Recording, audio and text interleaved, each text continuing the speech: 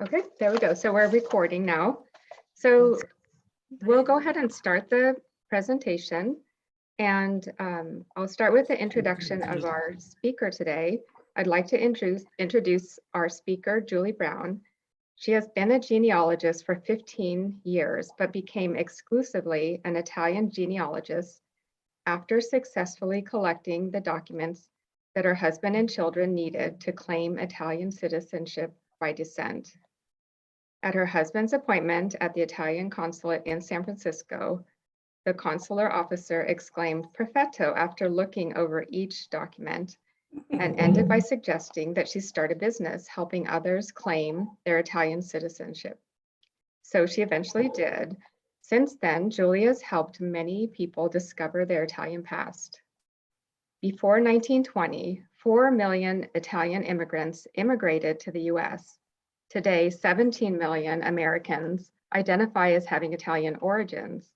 Some, including you, may qualify to obtain Italian citizenship through an immigrant ancestor.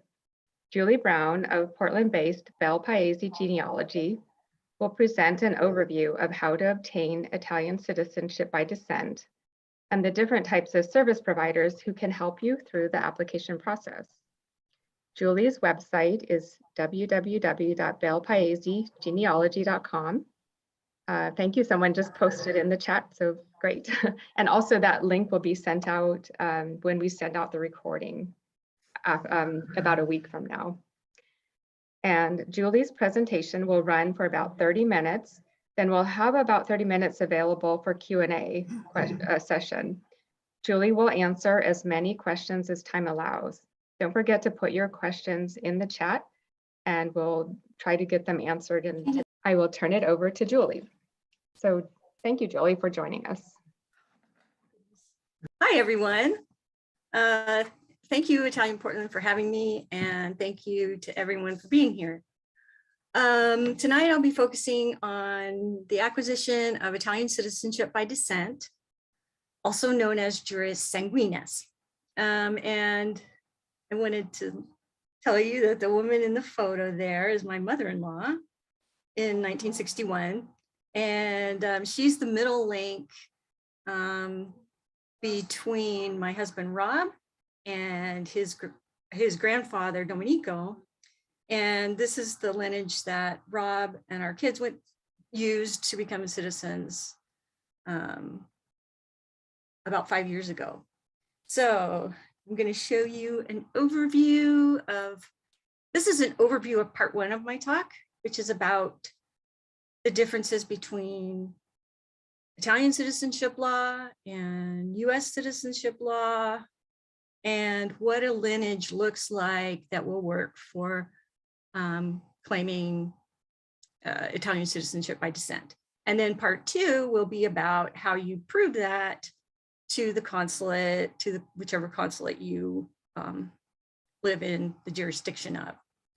So, but before we do that, I want to introduce more fully the Santissanio Sands family. This is Rob's grandparents through his mother. And Domenico Santissanio was born in Abruzzo, and Mary was born in the US, but her parents were both from Caserta. And this is right after they eloped in 1919. And this is the same woman you saw above when she was about 4. And so like I said before, she's the middle link here. Here's a photo of the whole family together for the last time, actually, the last photo of them together, because tragically, Domenico was killed just the very next year in an accident at the steel foundry where he worked. And you'll notice that I'm using Sands and Santissanio interchangeably, and that's because on many of their vital records, it says Sands instead of Santissanio, while his name says Santissanio on his Italian birth record. And so it caused us a little bit of, it caused us some problems, which we'll talk more about in part 2. And here's Rob when he was about 6, and Rob with our children, and all 3 of them became citizens by descent through this lineage. So now let's talk about Italian citizenship law. Italian citizenship law is juris sanguinis. It means the right of blood. So it means that Domenico here, who was born in Crecchio in Abruzzo, 1893, he was Italian because, not because he was born in Italy, but because he was born to Italian parents. So juris sanguinis has nothing to do with political boundaries of countries. And this is, even since Roman times, this is the way citizenship was passed down, but always through the bloodline. And that's the only way still in Italy that a child gets citizenship at birth. Okay, so in 1913, he got on a ship, like many of your ancestors, headed towards New York. And he became part of the Italian diaspora. So between 1880 and 1914, 14 million Italians came to the US. And as a result of that, 17 million Americans, including you, claim Italian ancestry today. Surprisingly, the US is number 3 in this regard. Number 1 is Brazil with 31 million people who claim Italian ancestry, and Argentina is number 2 with 24 million. Because of the timing of Italian immigration to the US, most of your ancestors would have been probably processed through Ellis Island if they came to New York. If they came before 1890, though, they would have been processed at an earlier immigration depot, which was called Castle Garden. It was also in New York. Okay, now let's talk about US citizenship law. So the United States has 2 ways of obtaining citizenship at birth. And let's talk about the one that's different first, which is jure soli, which means the right of soil. So this, in fact, has everything to do with boundaries and nothing to do with a bloodline, because you can become a citizen of the US by being born here. And that's what happened to Rosemarie. So she was born in Pittsburgh in 1930 to Italian parents. So she inherited her Italianness through the bloodline and her American citizenship by soil. And then she was able to pass that on because of the timing of Rob's birth. And so he inherited that as well. And also the United States has juris sanguinis, which is the right of blood, like we talked about before. Almost every country in the world has juris sanguinis. It's juris soli that's kind of different. And it's really just a phenomena of the Americas. European countries don't have this. Okay, so here's our lineage. So we have an Italian grandfather, an Italian American mother, and an Italian American son.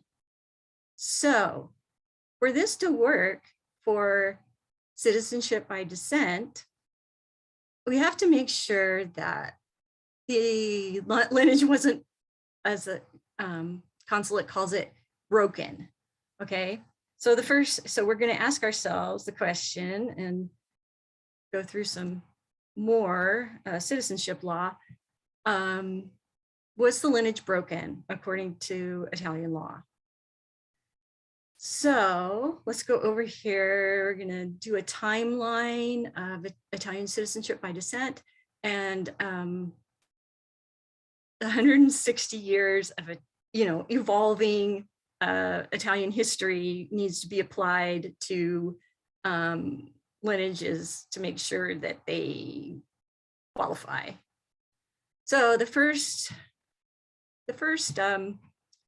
thing that we want to check is was the ancestor alive on or after March 17th, 1861?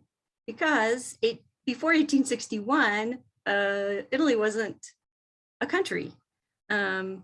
So if the person was not alive or was no longer alive before that point, they didn't have Italian citizenship because there was no Italy. Next thing we want to check is what happened between that time and 1912 when the law changed. Here's how it worked. The citizenship of an Italian father determined that of his wife and his minor children. And here's the caveat that is important. Even if the children were born before the father naturalized. And that's going to change in the next phase, you'll see. So here we have, this is Frank Scunjo. This is Rob's great-grandfather through his grandmother. And he naturalized in 1886 and thus broke the lineage to Italian citizenship for all his future descendants. Of course, he didn't know he was doing that, but that's how it played out. And he had 10 kids. Is that right? 10? Yes.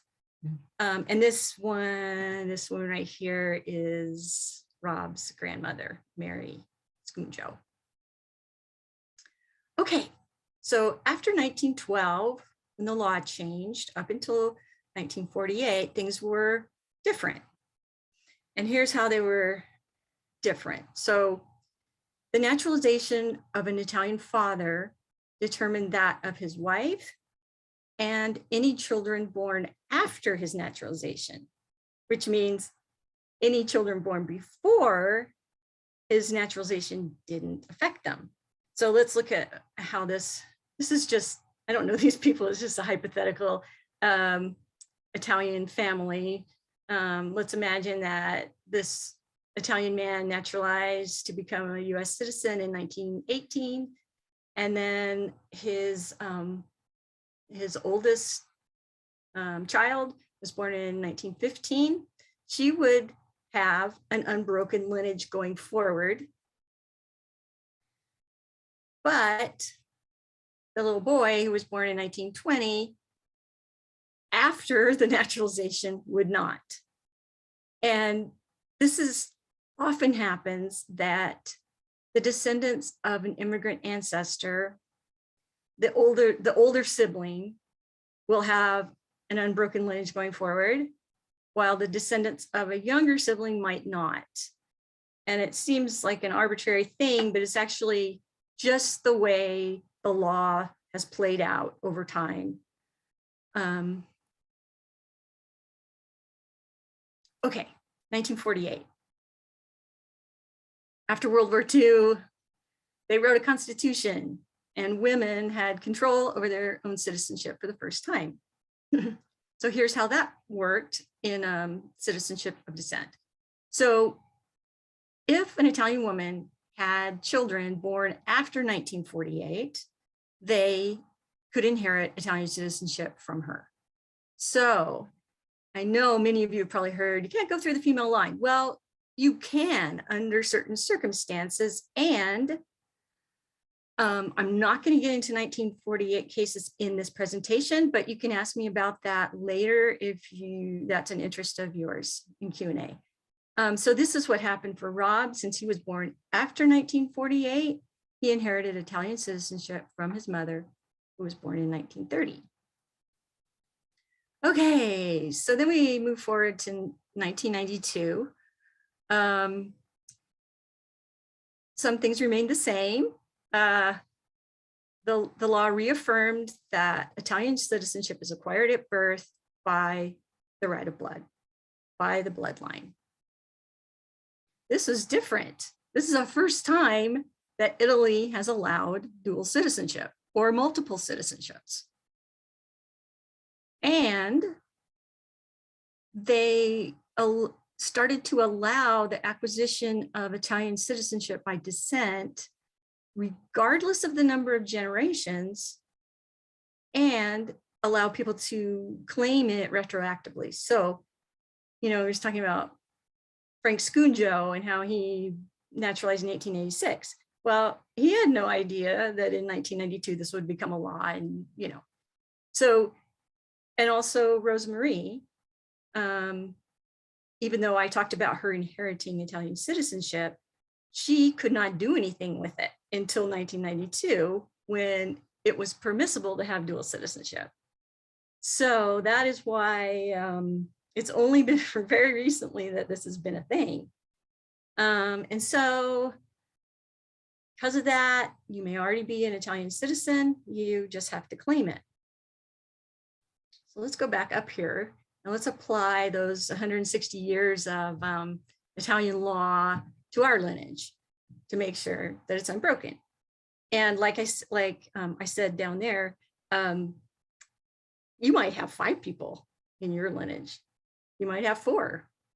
It doesn't matter how many there are, as long as they meet the requirements, the lineage meets the requirements. So first question we need to ask of Domenico is, was he alive after 1861?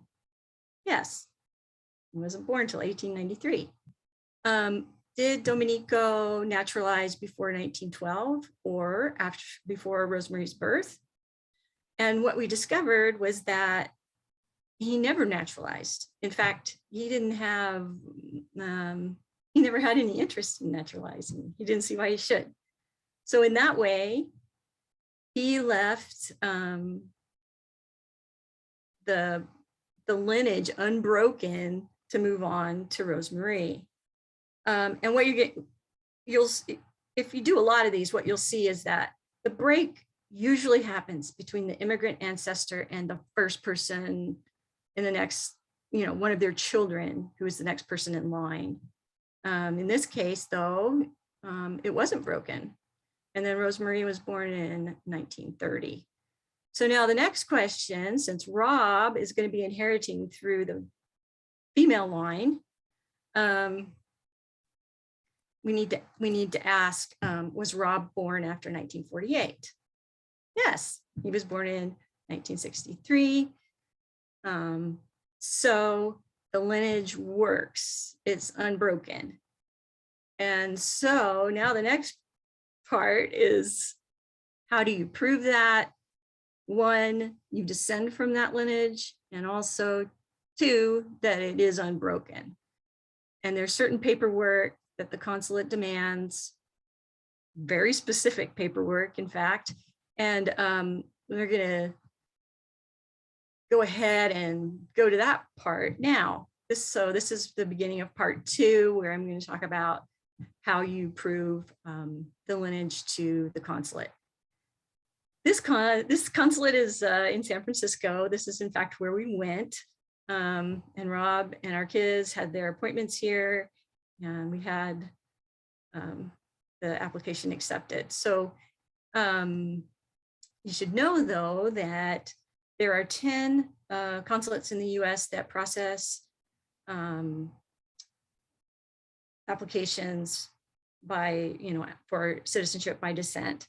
And they're, predictably in large metropolitan areas.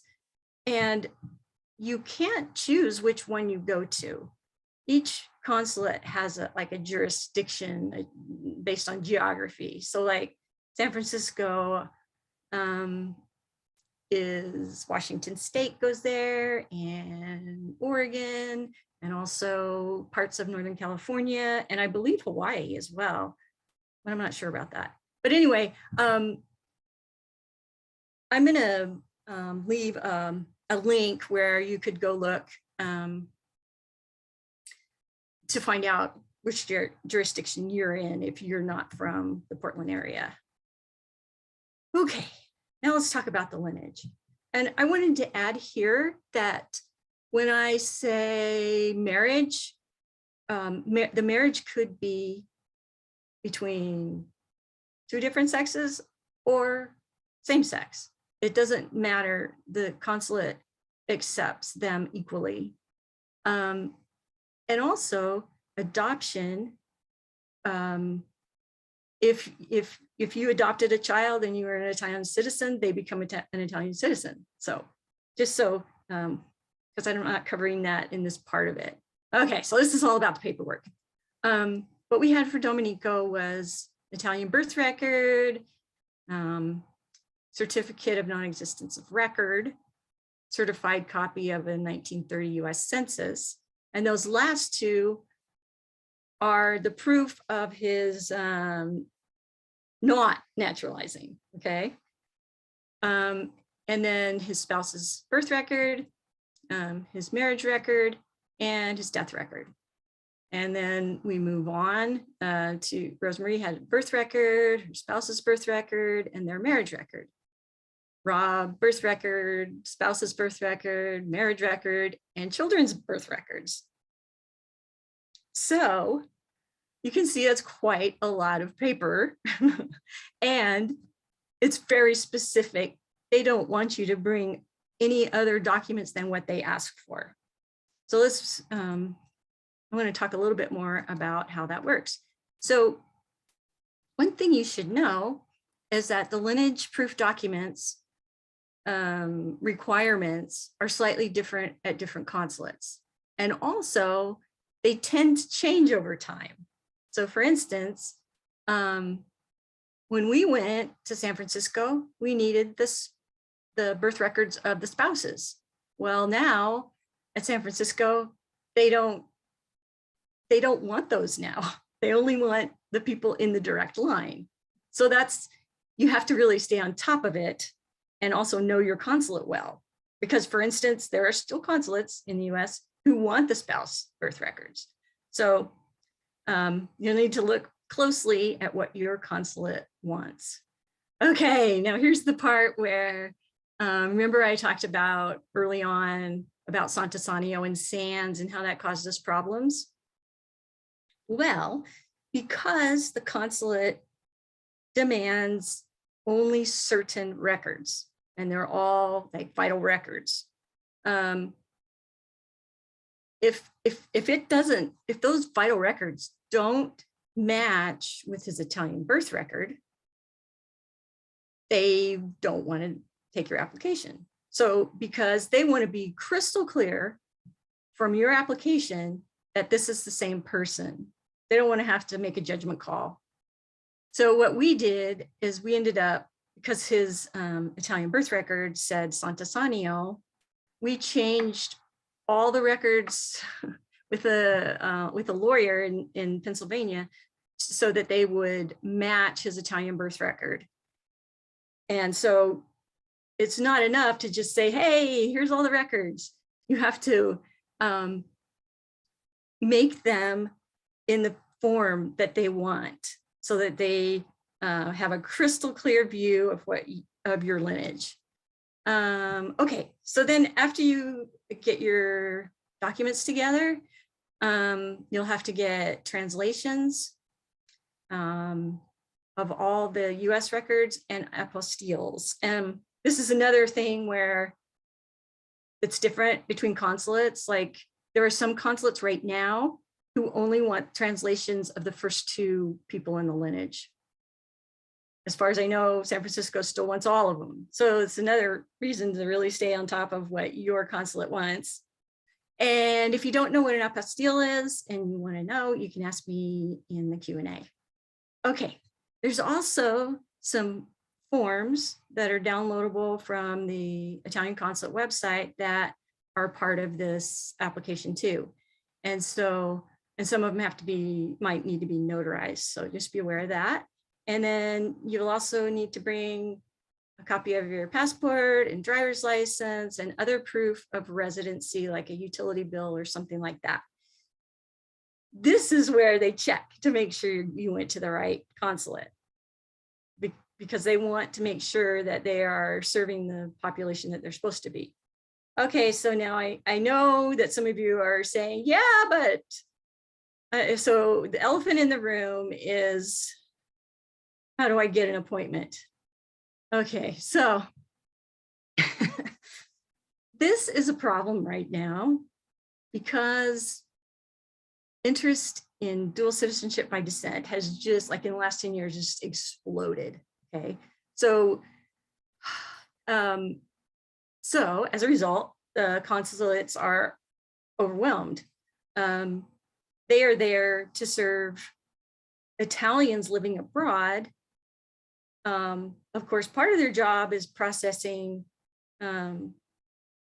applications by descent, but they have to spread their time out. There's lots of other things they do besides process applications for citizenship by descent. While I'm hopeful it will get better, right now it's not. Excuse me. It's not so great. I mean, for instance, San Francisco is booked out 4 years.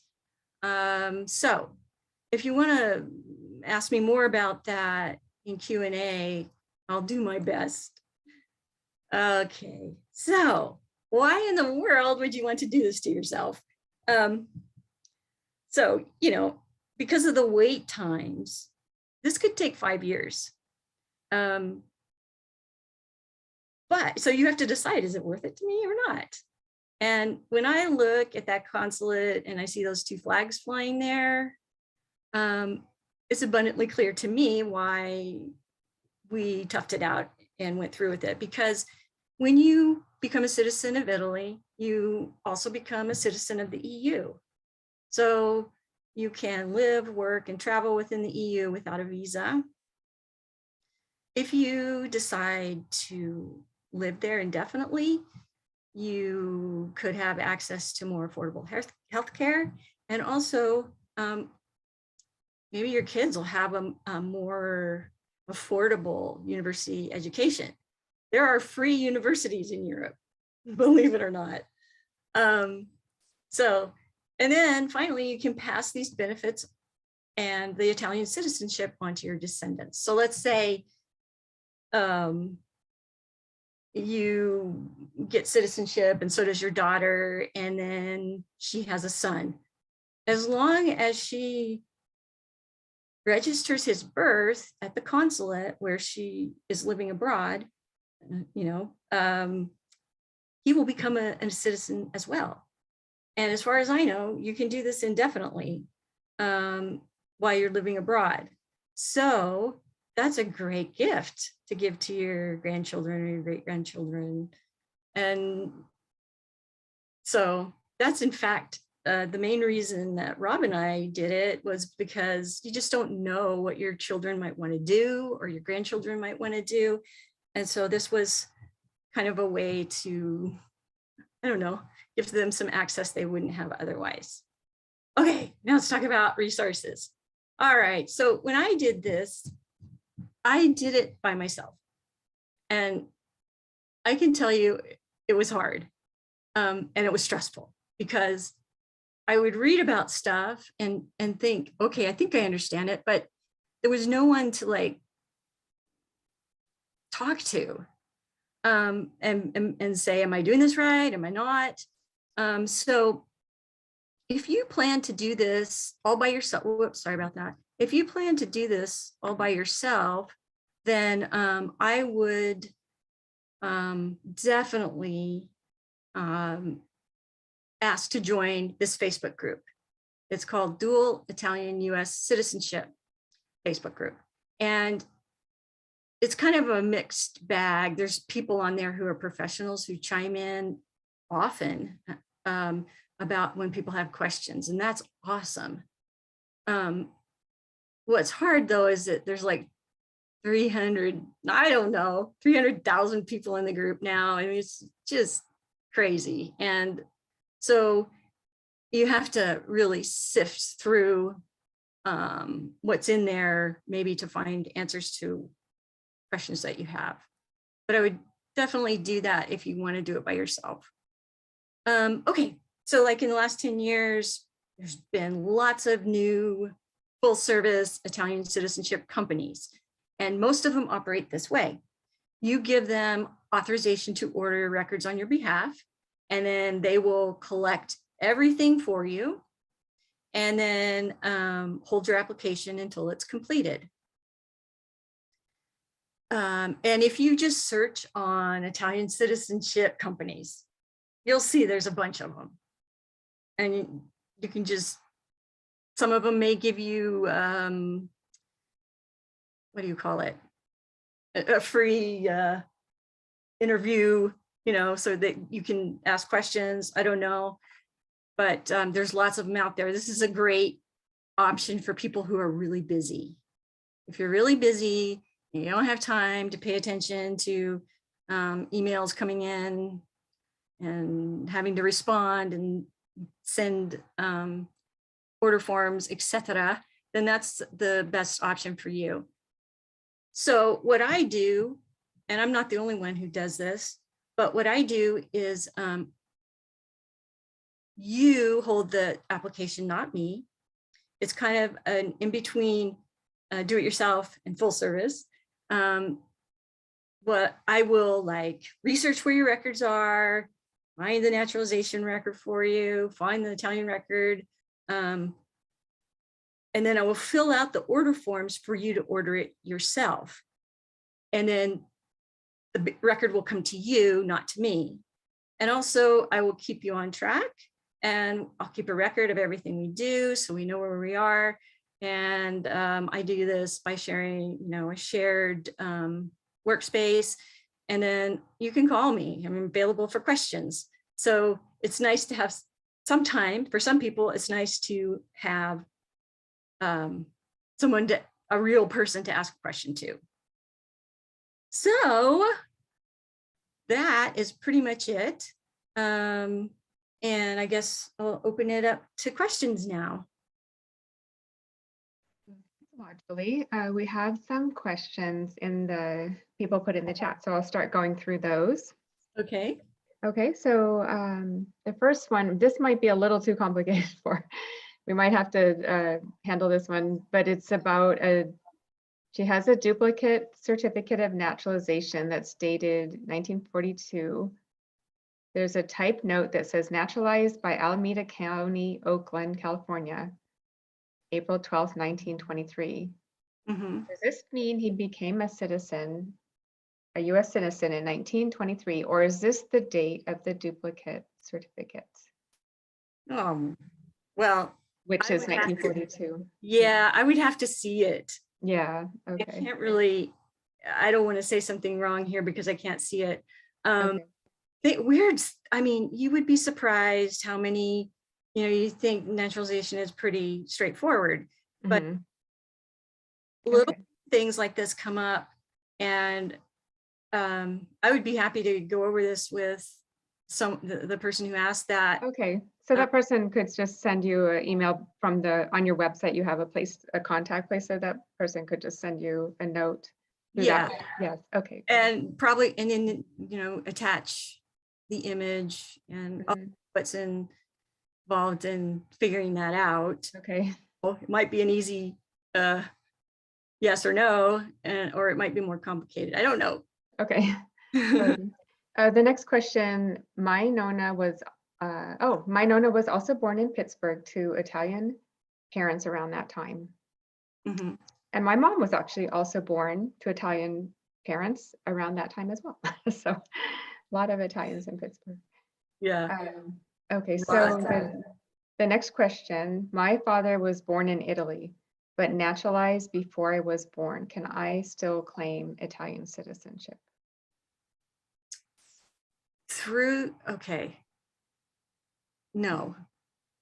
If he naturalized before you were born, well, let me say it two ways.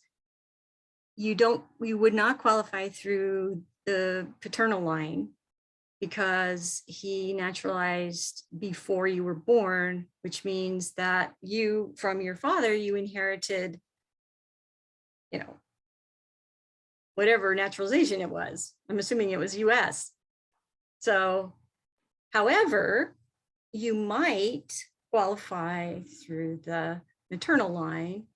And if you were born somewhere, somewhere in between after 1912, which I'm assuming you were, you might be able to do, depending on when you were born, you might be able, it might work to go through your mother, or a case, citizenship by descent at consulate, because that's what happened with Rob. You saw that because he was born after 1948, he did inherit from his mother.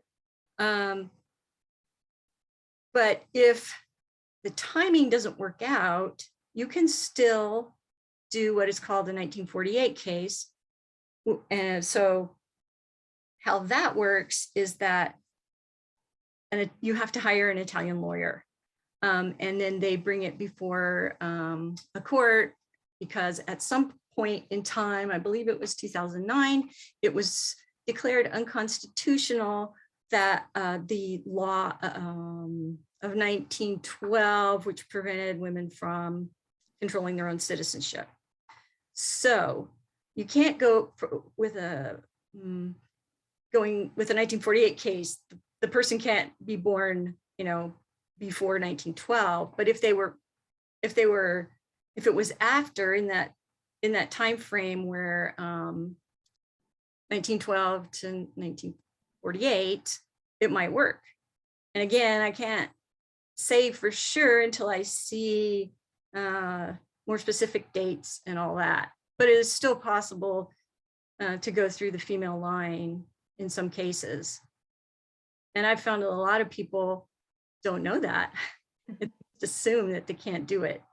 And nowadays it's actually a little better if you can go through that route, because you can just do the case in Italy and you don't have to get in line at the consulate here in the US. yeah, So if someone spends some time to look at that, that might be another path. I wanted to mention something else that I found out just recently, is that if you're going, your lineage is short, like Rob's was, just to the grandfather, just to the grandmother, whatever, but you don't qualify through any of your lineages, you can apply by residence and live in Italy for just 3 years and get citizenship. So I think that's pretty amazing. Yeah. It takes 10 years. That's how their naturalization works. You have to live there 10 years. So that is kind of a consolation for people who are, almost full-blood Italians and still don't qualify. That is an option, just so you know. Okay. Alrighty. So the next question is, my grandparents never became US citizens. I have a notarized letter from US Citizenship and Immigration declaring non-existence of record. My line is unbroken and I'm not sure how to apply this information on the application. Okay, so I'll just tell you what I know is that if your person did not naturalize, this is usually what they want. That's good that you've got that certificate of non-existence of record. You also need, or what I would advise you to do, is to get a no record found from every county where they lived, just to check, because they like that. If you've done your, you crossed every T, dotted every I, and all that.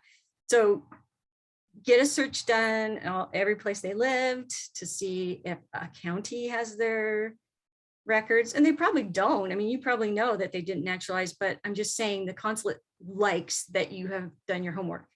And then you can get also ask for a search from the regional national archives where a record might be, and get a no letter found record.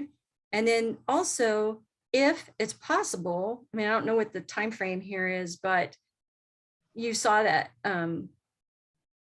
we had to get a copy of the 1930 US Census, and you can get that from the National Archives. You can order it through there.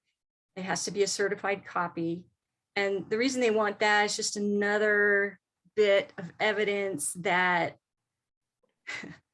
they didn't naturalize. So, of course, census records can be wrong, and that's really frustrating. And the consulates don't seem to understand that, that they aren't a perfect document for that kind of thing. But on many of the census records, it does say, AL meant alien, NA meant naturalized. Sometimes it has a year. So you'll want to, there's more to it than just that naturalization. I mean, the thing from the USCIS, if that makes sense. Now, those no record found letters, those won't be part of the formal application, but those are part of the, what I call backup records. Like they say, okay, well, but how do I know you checked this? And you say, because I have them here. So that's how I recommend that you do things. It's like, if you see anything that in your application that looks like they might question it, have some backup records with you that you can pull out to, bolster your case. Okay. Okay, so the next question, before COVID, the San Francisco consulate would come to Portland a few times a year to process paperwork. Does anyone know if they will start this again? As far as I know, I'm not aware of them coming to Portland to process citizenship by descent paperwork. I am aware of them processing passport applications that way. And I don't know. Who knows if they're going to do that? The person well, I don't know if you'll get an answer though. I was going to say you could email the consul officer in Portland. There is a consul officer. It's not a consulate that can do things like this, like citizenship, but they might know when if that's gonna happen. I wouldn't count on it. I mean, it might take them a while to get that going again, but I don't know. So it sounds like the best thing is to start with the San Francisco consulate and see. They probably could explain if there's what services are here. Okay, so let me just give you some tips. So communicating with a consulate. Keep it short. Keep it a yes or no answer. And say something nice like, I know you're very busy, or I'm sorry to bother you, but I can't find an answer to this question. And then keep it super short, because they don't have time. I found that they don't respond when I was asking questions for people, or when asking questions for myself. The only time I got a response was when I asked a yes or no question, and that was it. Okay. I have an appointment. Here's my question. Because they don't answer emails often. So just saying. Okay. Then the next question is, how can a person find out if their great-grandparents naturalized? You can hire me. You need a genealogist to research. Yeah, well, I don't know how familiar you are with census records, or if you have access to ancestry.com or these subscription genealogy service, but I can usually figure out fast. Of course, you always have to verify it.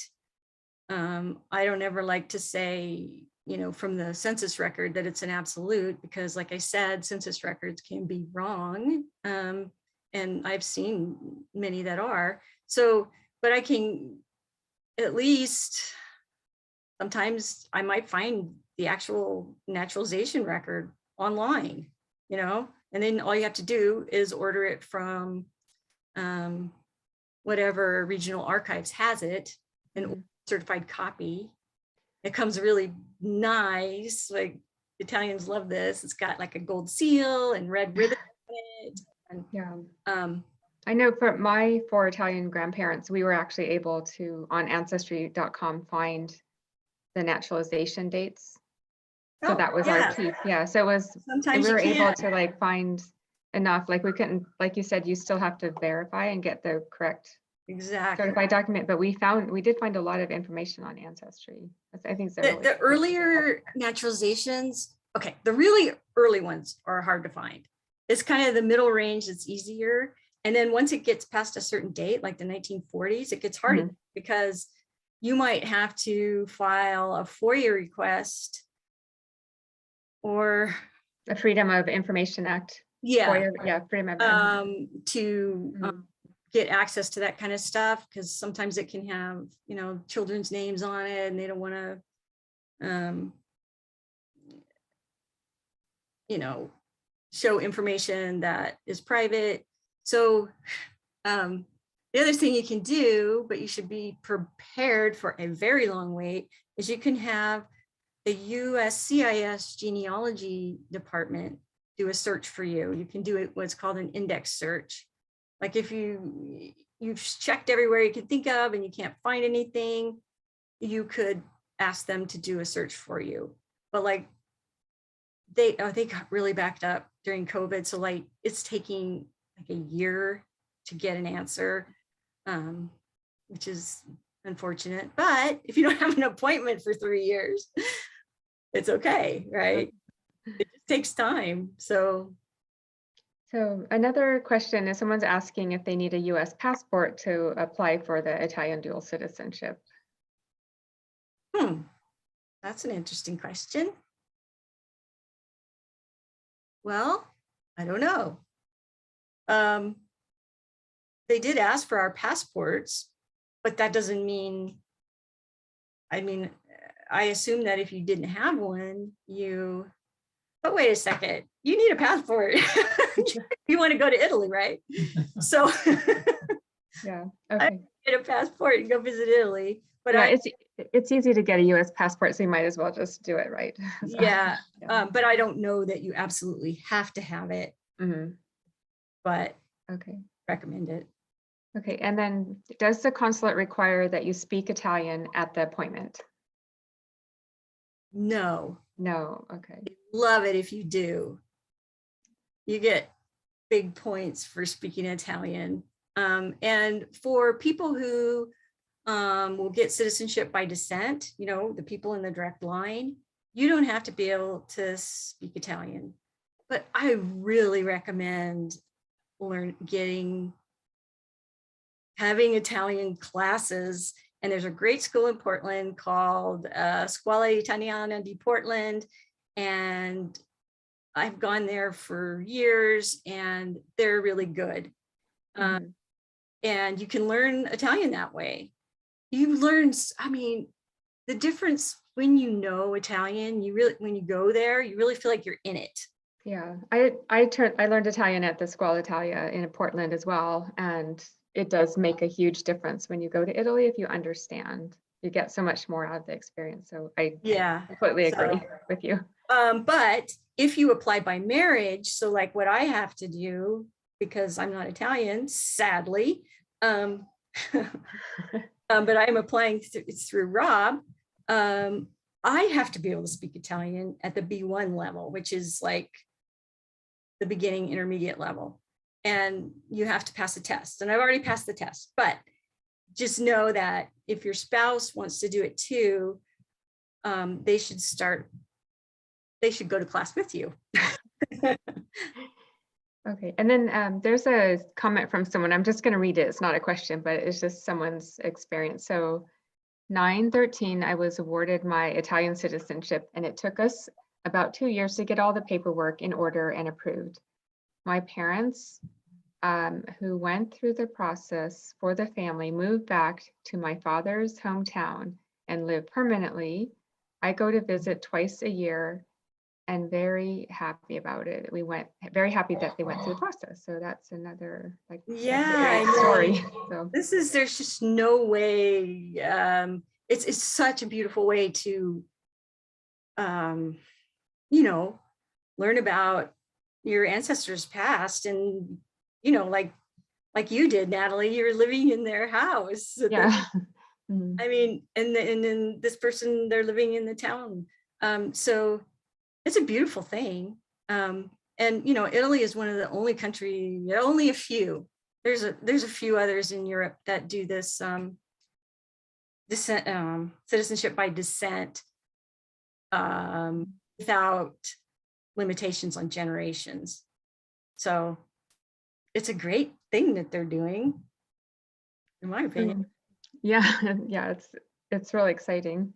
And then we have another question. If my mother is still an Italian citizen, do I need only her records of lineage, or do I need to go back further?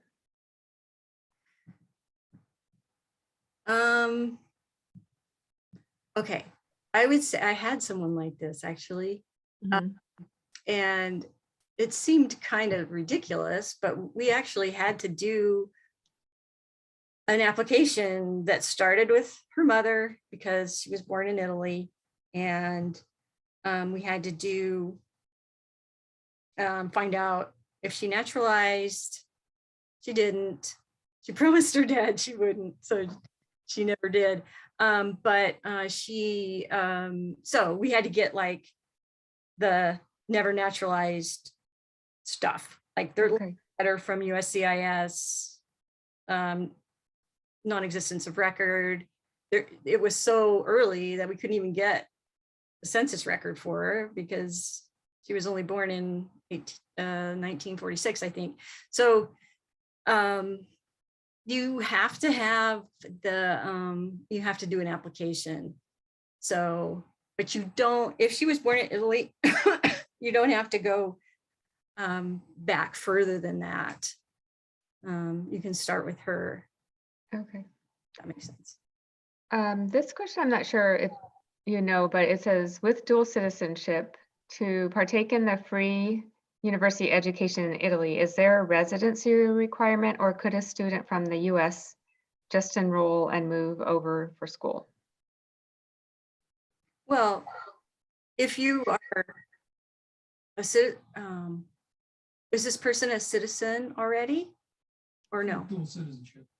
It says with dual citizenship. Yeah. If you have dual citizenship, you could go to school anywhere in the EU. That, and you know, there's free universities like in. Because in the US, you know, there's all the residency requirements about what like state school you can go to. That's probably why the person's asking. I don't think so. My gosh, this person who asked this question, just go online and search on free university in the EU, and you'll see all kinds of stuff. Because I did this for one of my kids, but that might give you some more specific answers to that question. And they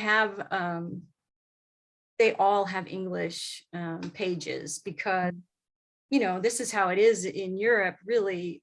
We took our car back when we were in Sorrento, and there was an Italian guy working the desk, and there was like a Finnish couple returning the car, and they use English as the intermediary language, right?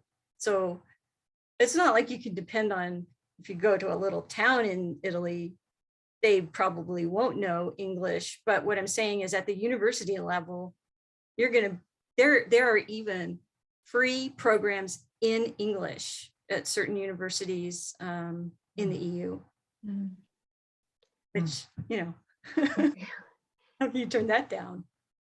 So, so Julia, I was just going to take a few more questions out of the chat. Okay. And there are quite a few more, I think. So why don't we go through about 3 more questions, and then we would like to end the call after that, but okay. If people have questions, they can just contact you through your website. If we didn't already answer the question, is that correct? They can just send you through your, sure. Yeah, okay. And here's a question. My father got his dual citizenship, so can I get mine through him?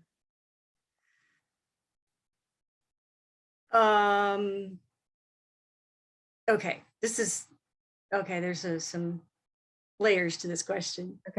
Okay, so if he did it through, let's say he did it through a consulate in San Francisco, okay, and you live in San Francisco jurisdiction, you still have to do an application, but you can piggyback on his application.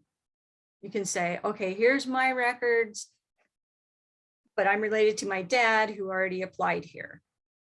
You cannot do that if your dad got his citizenship at a different consulate. They used to share them back and forth, but then it just got too hard. So now, if you don't live in the same jurisdiction that your dad got citizenship through, the consulate, you will have to do the entire application again. I'm sorry to say, but that's how it works. So could they move back into the jurisdiction where their father got? Would that make it, is that possible? Well, I don't know. It might be easier. Well, yeah, but I guess you could, but Yeah.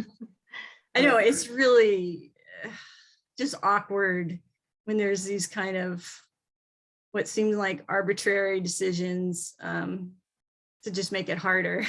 Okay. But that's how it works. That's how it works. Okay.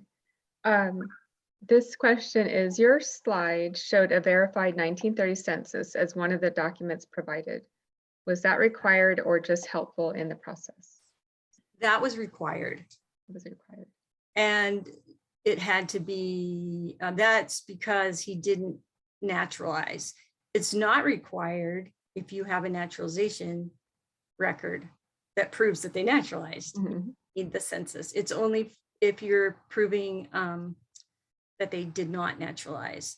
And you'll have to order a copy of it from the National Archive, and it'll come all nice and pretty, like I said, gold seal, red ribbons. Okay. Okay. Alrighty. So we'll just do one more question. I see a lot of questions where people have a lot of different dates, family dates and things like that. I think those kind of questions have to be looked at case by case basis because like you said, you have to look at all the laws and yeah, every who was where different, and when. you know? Yeah. Okay. So this question is, the US required Italian immigrants to renounce their Italian citizenship during the diaspora. Is there any chance that since the US does not require that anymore, that the US might now rescind those required renunciations, thereby restoring the broken chain? That's a really interesting question. Well, here's my understanding of renouncing. When the consulate is talking about, okay, so after you have your application accepted, what they do is they check all the consulates where you lived, and to see if there was to see if your ancestor renounced Italy. My understanding is that renouncing is it was not required, and it's separate from like what they would assign for naturalization. It was a very specific act where your ancestor would have had to go to the Italian consulate and renounce Italy. That's renouncing. So it wasn't the US that had them renounce. They had them, swear allegiance to the US, but they didn't require people to do that. It was a choice. Mm-hmm. And, to naturalize, it was a choice. So I think maybe we're just talking like the terminology maybe is what the terminology of renouncing is very specific to that act of going to an Italian consulate and saying, I don't want to be Italian anymore. Hmm. Okay. Okay. Yeah. Okay. Thank you. Thanks, Julie. Sure. So at this point, we're going to end the Q&A part of this presentation.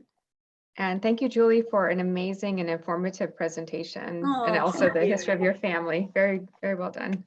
And then Thank you. for our attendees who are interested in contacting Julie for more information on genealogy research and Italian citizenship, you can contact her through her website, belpaesegenealogy.com. And I just put it in the chat again.